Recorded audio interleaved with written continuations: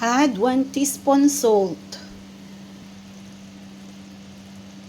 And these are all the ingredients. I have 1/2 kilo of chicken, happily fried, and bananas, the potatoes, and carrots. Ayan. And the cabbage, red and yellow capsicum, and 1/4 soya sauce.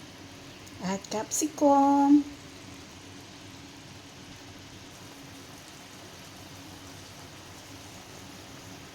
Add the chicken pieces.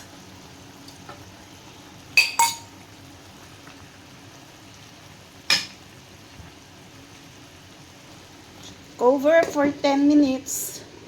Let it simmer. Yan, evenly mix it well.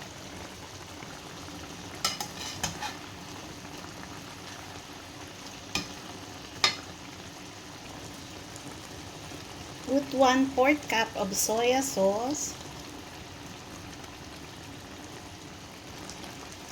Mix it evenly. Add black pepper, 1 teaspoon. Then add the oyster sauce, 1/4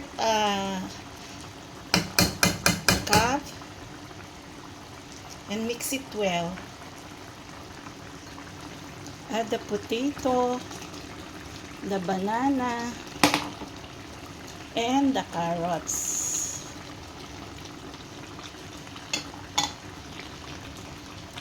Mix everything together. Mix everything together evenly. Mix it well. Ayan. So, I'm not going to add another tomato sauce because I use pressed tomatoes already. So, I will simmer for another 3 minutes. Then, I will add the cabbage leaves.